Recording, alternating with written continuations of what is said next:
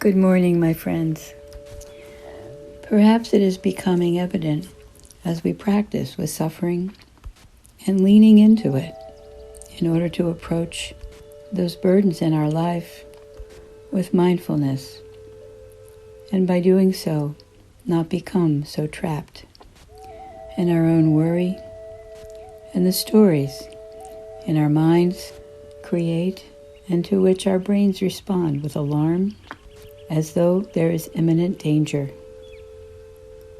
The truth about worry is that at least 95% of the time, nothing that we worry about happens. Some say this is even as high as 99%. But the process of unmindful worrying wears us down, keeps us from the present moment. And then, worst of all things, we start worrying about worrying. Now that's really a stuck place. Of course, there are some times, occasionally, when what we worry about is proved right, and our fears do come about because of the survival instincts wired into our brain. This only needs to happen once, and the brain pathway it begins to create burrows right down into our subconscious and comes again right to the front of our minds every time we consider or deal with a situation that we perceive to be risky, dangerous, or possibly heartbreaking. Given this, it might be safe to say that every human being has experienced things that are difficult and cause worry. We are all familiar with this state of being. The only difference is how we respond to it. So let us be seated,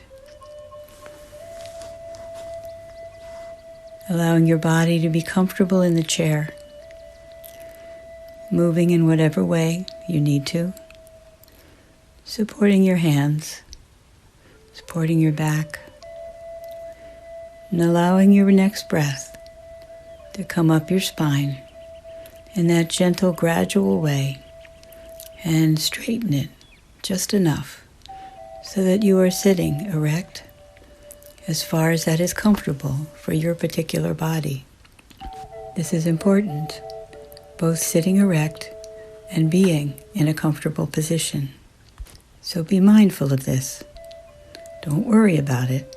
Just see what you can do with finding that state of balance where your body is erect and comfortable.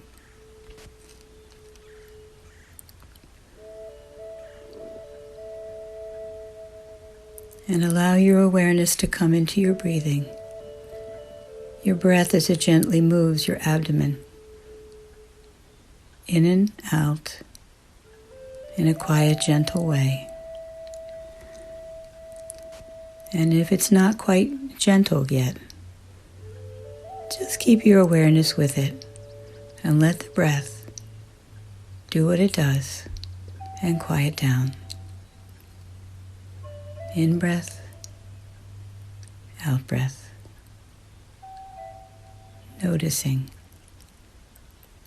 In breath, out breath. Yes, just like that. And let us join together in working today on mindfully approaching that universal phenomenon of worrying. So bringing to mind a situation that frequently causes you to worry about yourself or another person. Allow yourself to bring that to mind and to bring it to life in your mind about the last time this worry came up. See it. Feel it in your body. And allow yourself to become aware of exactly what that worry says to you when it's present in your mind, generating adrenaline and cortisol in your brain. What does it say to you? What's the oh no part of it? If that happens, this will never work out right.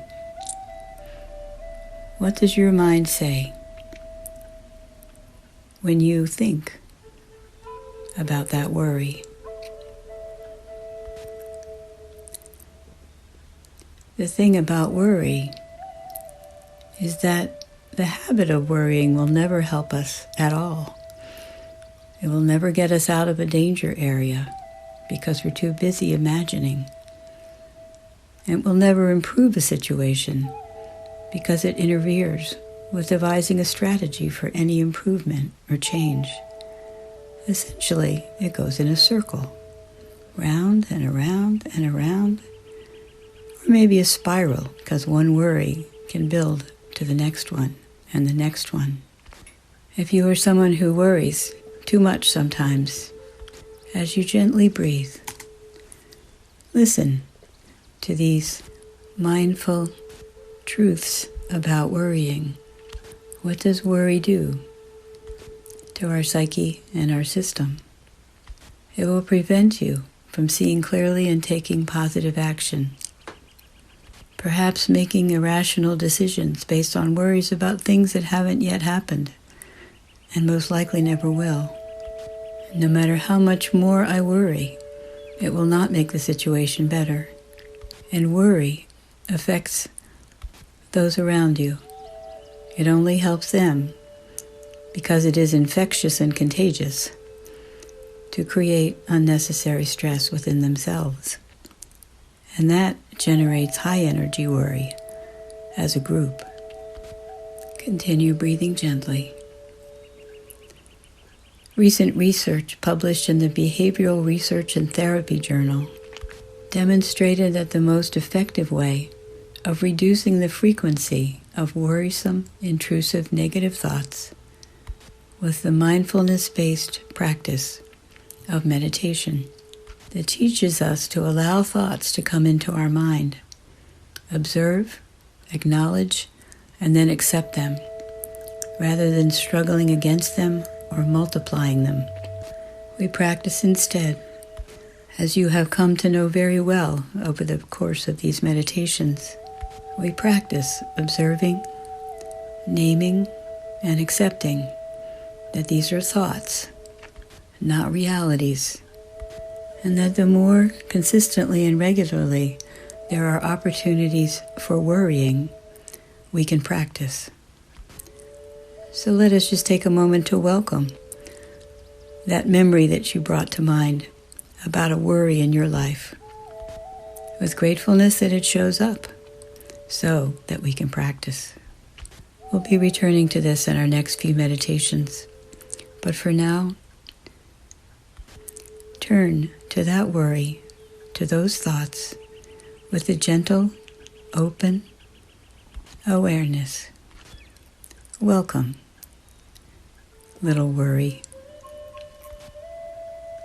I am here for you. Welcome.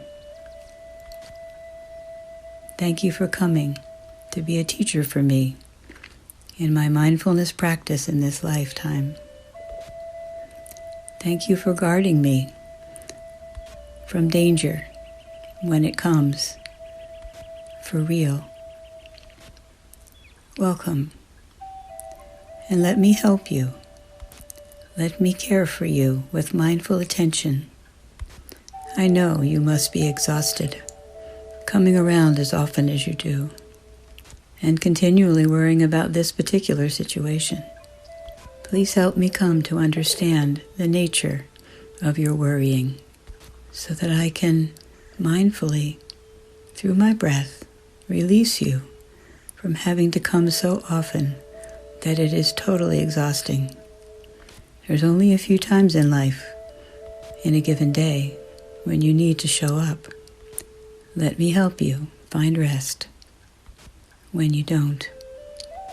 Take these thoughts with you, my friends, as you go out today. Take your worry with you on purpose. Hold it gently and bring it back in our next meditation. Namaste. Amen.